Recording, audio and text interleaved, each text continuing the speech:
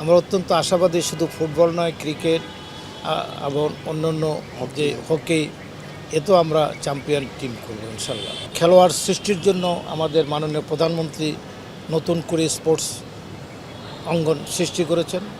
জিয়া রহমান সাহেব বিকেএসপি করেছিলেন। আর ফুটবল যিনি চেয়ারম্যান, আপনারা জানেন, বাংলাদেশের একজন স্বনামধন্য 2-3 জন শিল্পপতির মধ্যে একজন। নামটা হলো মোস্তফা কামাল, ফ্রেশ ম্যাগনা গ্রুপের চেয়ারম্যান। যদি খেলা ভালো হয়, প্রতিযোগিতা থাকে, তাইলে দর্শক মাঠে ফিরে আসে। আমরা ফুটবলও মোস্তফা কামাল সাহেবের কন্ট্রিবিউশন অনেক। ফাইনাল খেলা কিন্তু আবার আর্জেন্টিনা হতাশ করেছে। তার আপনাদের সবাইকে ধন্যবাদ, এবং আপনাদের মাধ্যমে সারা বাংলাদেশে যারা দর্শক শ্রোতারা দেখছেন তাদেরকে ধন্যবাদ দিই। কোটি কোটি মোহামেডান ক্লাবের যারা সমর্থক, এই সমর্থক গোষ্ঠীর মধ্যে একটা আশার সঞ্চার হয়েছে। 17 বছর পর আমরা এবার প্রিমিয়ার লিগে ক্রিকেট চ্যাম্পিয়ন হয়েছি আবাহনী ক্লাবকে হারিয়ে। মোহামেডান ক্লাব তার হারানো গৌরব ফিরে পাচ্ছে। আজকে আপনাদের সামনে আমরা কথা বলছি একটি বিষয়কে সামনে রেখে, আগামীকাল ফুটবলের টিম রদবদল। আমরা আমাদের টিম কারা কারা খেলবে, মোহামেডান ক্লাবের খেলোয়াড়দের নাম ঘোষণা করব।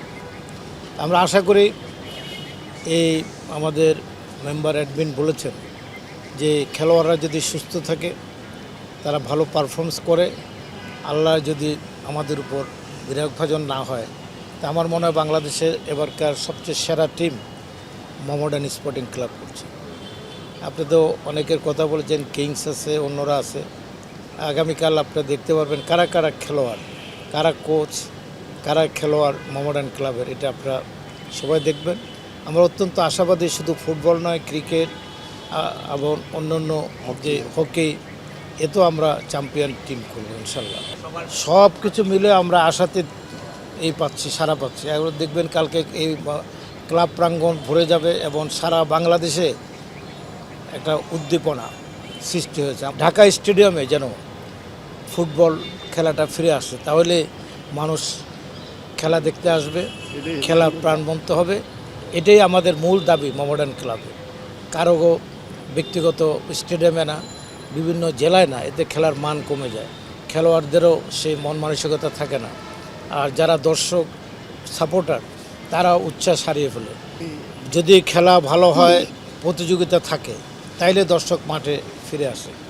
আপনি এই যে ওয়ার্ল্ড কাপের এত অবস্থার মধ্যে আবার ফাইনাল খেলা কিন্তু আবার আর্জেন্টিনা হতাশ করেছে, তার কোটি কোটি দর্শকদের হতাশ করেছে। তারা কিন্তু সে চ্যাম্পিয়ন খেলাটা খেলতে পারে না। তো অতএব খেলাতে যদি প্রতিযোগিতা হয়, ভালো খেলে, দর্শক মাঠে ফিরে আসবে। এবং দর্শক মাঠে ফিরে আসার জন্য এবং খেলোয়াড় সৃষ্টির জন্য আমাদের মাননীয় প্রধানমন্ত্রী নতুন করে স্পোর্টস অঙ্গন সৃষ্টি করেছেন। জিয়া রহমান সাহেব বিকেএসপি করেছিলেন। তার ধারাবাহিকতায় প্রত্যেকটি ইউনিয়নে একটা মিনি স্টেডিয়াম করার উনি ঘোষণা দিয়েছেন। বাংলাদেশের প্রত্যেক ইউনিয়নে একটি করে, এবং উপজেলা একটি করে আধুনিক স্টেডিয়াম।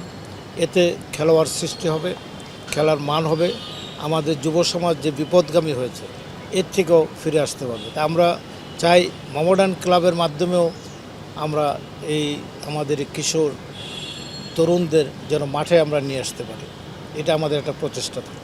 আমাদের যে কমিটি, এখানে তো অনেকে আছেন এই কমিটি, আমরা অত্যন্ত আশাবাদী, এবং সবাই যার যার ব্যক্তিগত স্থান থেকে চেষ্টা করছেন, প্রচেষ্টা চালিয়ে যাচ্ছেন, সহযোগিতা করছেন, যাতে আমরা, আর ফুটবল যিনি চেয়ারম্যান, আপনারা জানেন, বাংলাদেশের একজন স্বনামধন্য 2-3 জন শিল্পপতির মধ্যে একজন।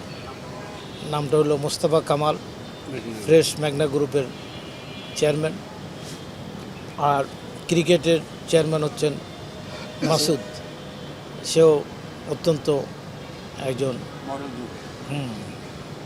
ভালো উচ্চ মানের শিল্পপতি, এবং তারও অত্যন্ত হৃদয় অনেক বড়। ক্রিকেটকে নিয়েছিল, আমরা বলতে পারেন এককভাবে ক্রিকেট চ্যাম্পিয়ন হয়েছে, এটা মাসুদের কৃতিত্ব হলো 80%, বাকিটা অন্যদের এককভাবে। তো আবার আমরা ফুটবলও মোস্তফা কামাল সাহেবের কন্ট্রিবিউশন অনেক। আমি এই জন্য বললাম যে আমাদের এখানে অনেকে আবার হকি তো আছে।